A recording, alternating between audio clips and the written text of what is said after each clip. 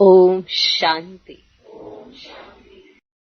ये पढ़ाई source of income है। इससे तुम मनुष्य से देवता बनते हो।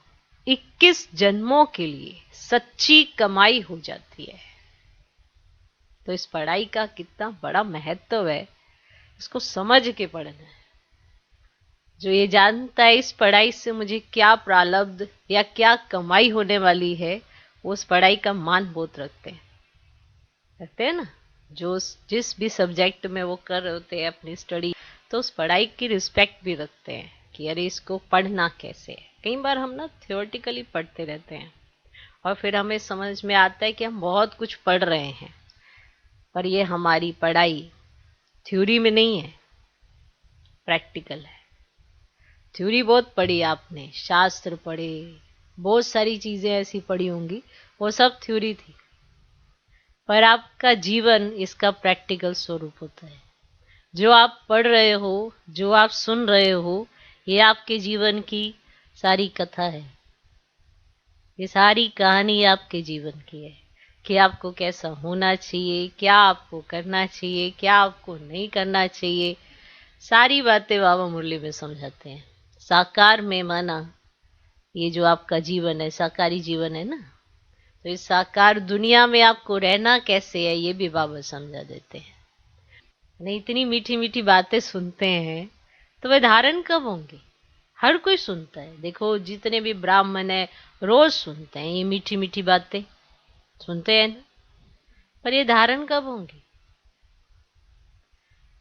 कहा ना, सिर्फ सुनना नहीं है, इसमें धारण करना है, अपने जीवन में लेकर आना है, प्रैक्टिकल दिखाना है। कब होंगी और ये धारण क्यों नहीं होती हैं, ये आप खुद सोच लेना।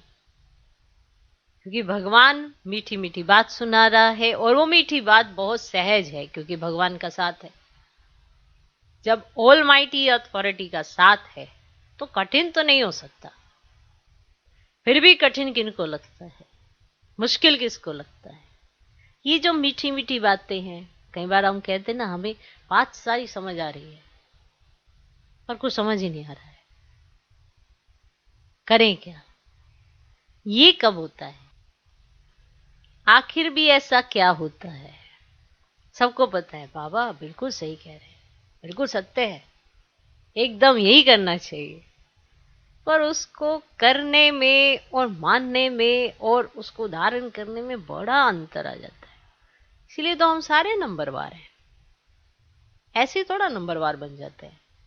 अब पढ़ाई तो एक ही जैसी पढ़ रहे हैं, हम भी वही शब्द पढ़ेंगे, आप भी वही शब्द पढ़ेंगे, वही मुरली हमारे हाथ में है, वही पूरे विश्व में जितने ब्राह्मण हैं सबके हाथ में है।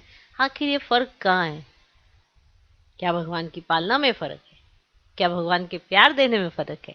वहां नहीं है, धारण करने में फर्क है। तो बाबा जो मीठी मीठी बातें सुनाते हैं वे धारण कब होंगी? अब ये धारण होती किसमें है, यहाँ पे भी सवाल होता है। कौन धारण करता है? किस तरह से हम इन सब चीजों को धारण करते हैं? माने कोई भी अगर आपको कोई राय देता है ना कोई राय, जीवन में आपने ये राय तो ली हुई है कई बारी। जब किसी को कोई राय देता है, वो उस राय को मानता ये नहीं मानता ये तो उसका अपना कर्म है, लेकिन कौन मानता है, कब मानता है? भगवान ने कुछ कहा, आपने सहज स्वीकार कर लिया। अब आप स्वीकार इसीलिए कर रहे हो क्योंकि आपको उसी का स्वीकार करना है।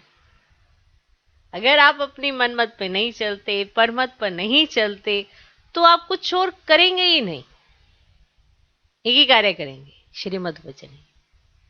और श्रीमत ऐसे भी नहीं है कि आपको साल में 1-2 बार मिलती हो।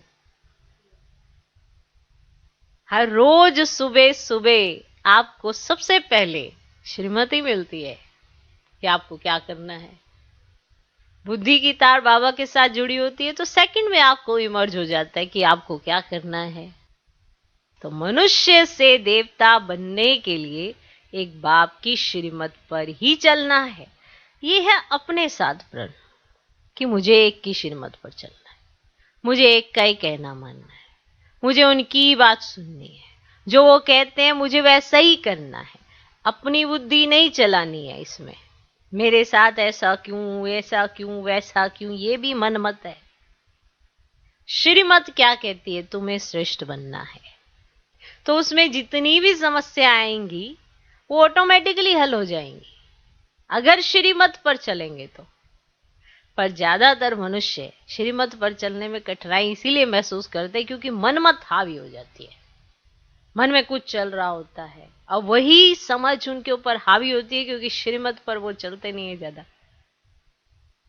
परमत हावी हो जाती है, वो भी जो बाहर में है, आसुरी वृत्ति में है, उनका कुछ कहा अपने ऊपर हावी हो जाता है, या किसी और ने कुछ कह दिया वो हावी हो जाता है।